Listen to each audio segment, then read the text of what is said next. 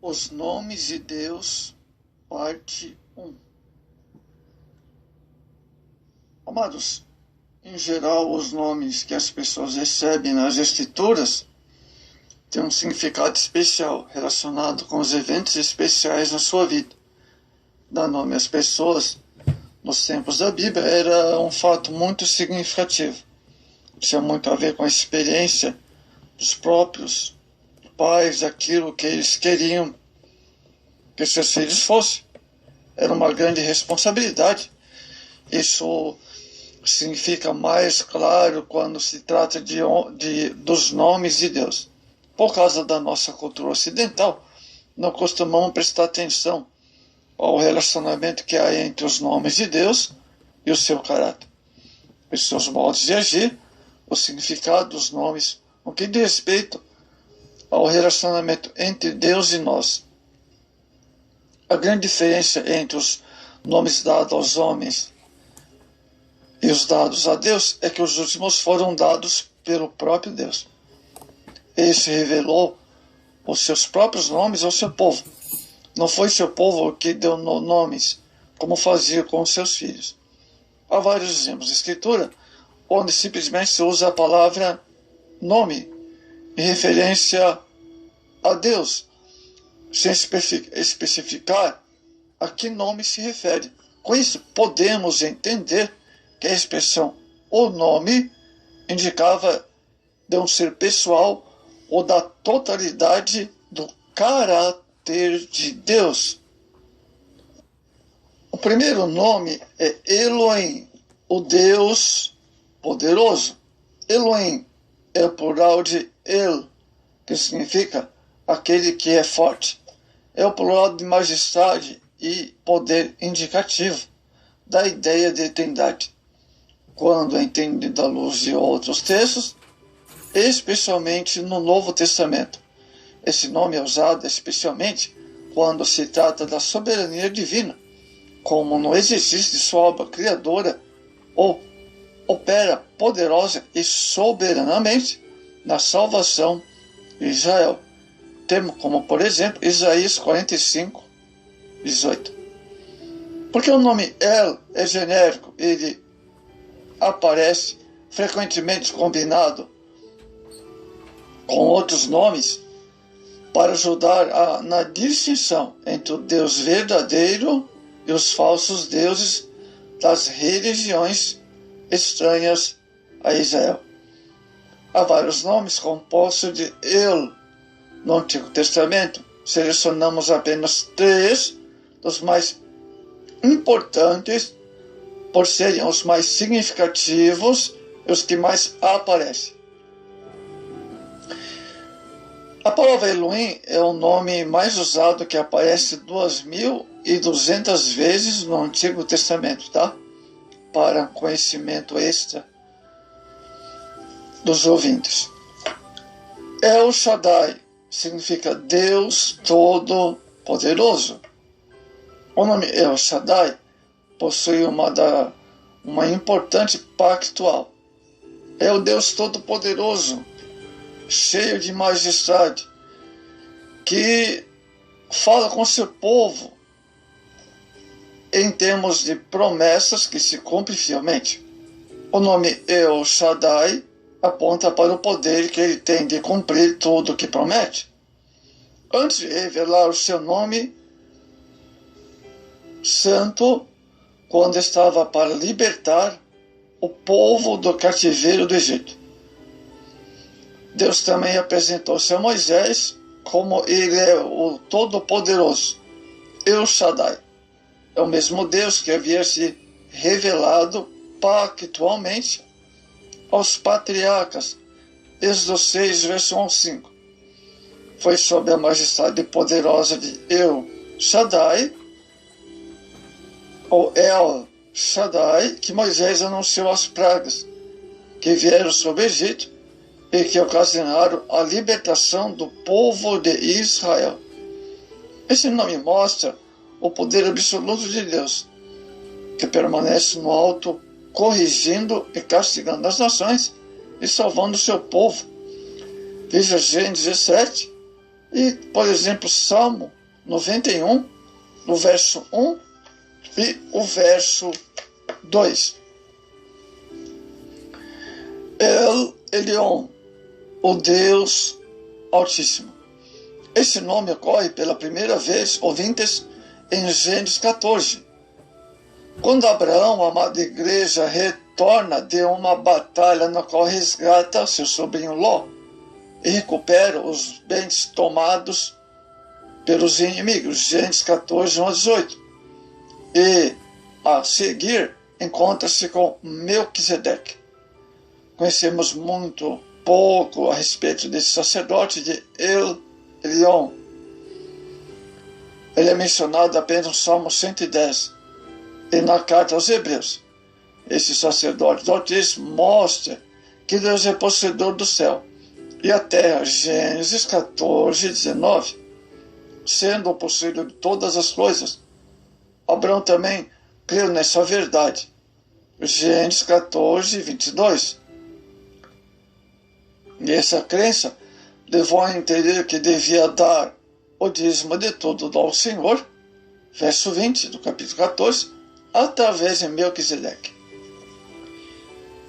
Amados, El Shaddai e Elyon enfatizam a majestade e o poder de Deus. Contudo, esse termo tem mais a ver com Deus como o possuidor de todas as coisas.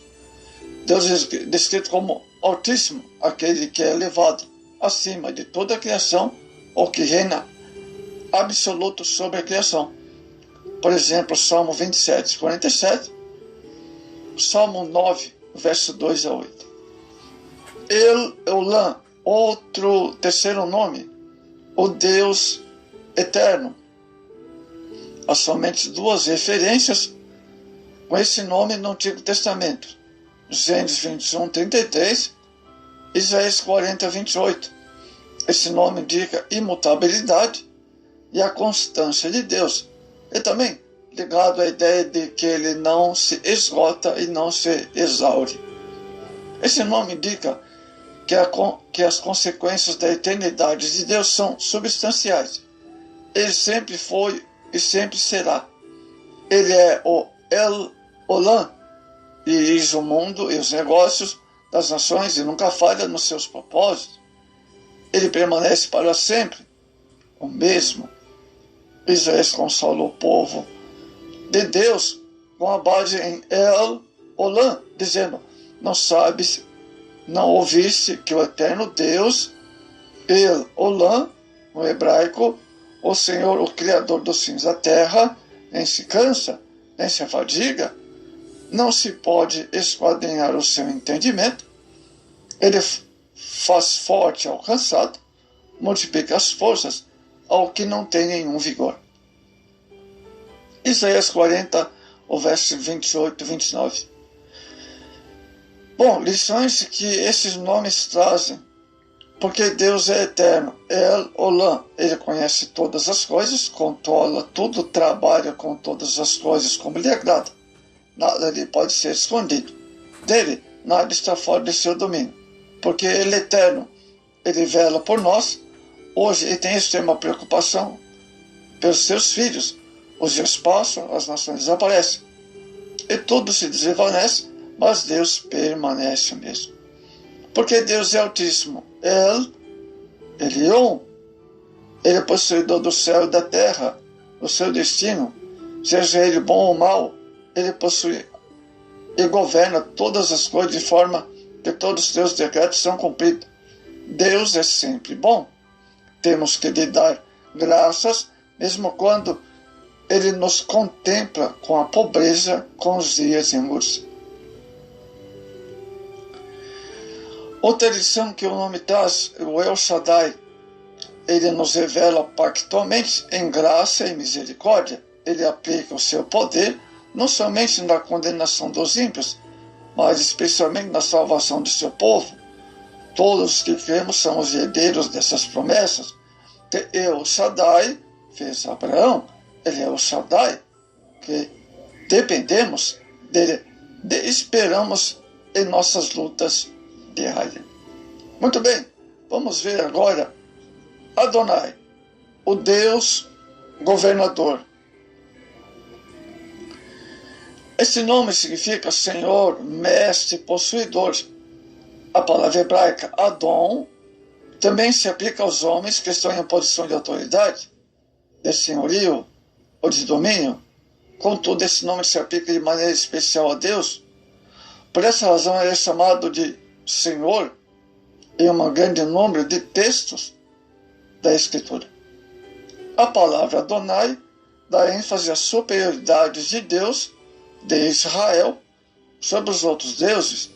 É por essa razão que Moisés registra: o Senhor, vosso Deus, é o Deus dos deuses, o Senhor dos senhores, o grande, poderoso e temível. Deuteronômio 10, 17. Moisés descreve o Deus como governador, último de todas as coisas, e como autoridade máxima de todos os reinos. Esse nome indica que não há ninguém como ele em poder e glória. Ninguém pode desafiá-lo. Todos os reinos deste mundo estão sujeitos à sua autoridade suprema. Um dos grandes pecados de Israel era a adoração aos falsos deuses no passado. Por essa razão, Adon não admite que seu povo adore outros deuses inventados pela imaginação humana, porque ninguém pode ser como ele e digno de adoração e obediência. Deuteronômio 10, verso 12 a 22, é especial para nos ensinar a respeito dos nomes de Deus. Em toda a sua seção, o autor usa a maneira interessante os dois nomes do Senhor. Moisés usa Yahvé, traduzido em nossas versões como Senhor. Repentinamente, ele muda para Adon, que também é traduzido como Senhor, quando fala de Senhor dos senhores. Esses dois nomes representam facetas diferentes do ser divino. Adon dá ênfase à ideia de domínio ou superioridade. Quando Moisés variou o nome divino de Yahvé para Adon, ele está querendo enfatizar um ponto muito importante, que a nação que adora muitos deuses pode vir a ser destruída. Quando o texto diz que Adon é o Senhor dos senhores, não se está admitindo a existência de outros deuses, mas apenas a ênfase de que o Deus de Israel era o maior do que quaisquer outros deuses que os homens pudessem criar e adorar. A outra ênfase de Moisés é que somente o Senhor é o Deus verdadeiro, o governador de todos os povos e superior a todas as outras autoridades. Somente ele deveria receber a obediência e a adoração do seu povo. Posteriormente, Deus mostra a gravidade do pecado de Judá. Houve alguma nação que trocasse os seus deuses, posto que não eram deuses? Todavia, o meu povo trocou a glória por aquilo que é de nenhum proveito. Espantai-vos disso, ó céus, e horrorizai-vos, ficai estupefados, diz o Senhor. Porque dois males cometeu o meu povo, assim me deixaram o manancial de águas vivas, cavaram cisternas que não retêm água. Jeremias 2, o verso do 11 a 13. Vamos ver lições que esse nome traz. Adonai é o nome do governador, que é Senhor dos senhores. Não é o nome somente do Deus dos antigos, ainda é o mesmo Deus. É importante lembrar que ele aparece como governador dos povos, rei dos reis e senhor dos senhores. Quando esquecemos de que ele é o mesmo Deus, haveremos de cair em idolatria, como fizeram os israelitas. Ainda hoje governa a vida de todos os seres. Isso significa que Adonai é a manifestação do governo absoluto sobre tudo, desde os poderes mais altos aos mais baixos do universo, amados. Ele é superintendente. Os negócios dos bens determina a circunstância do fim de cada ato da história, como é Adão, que é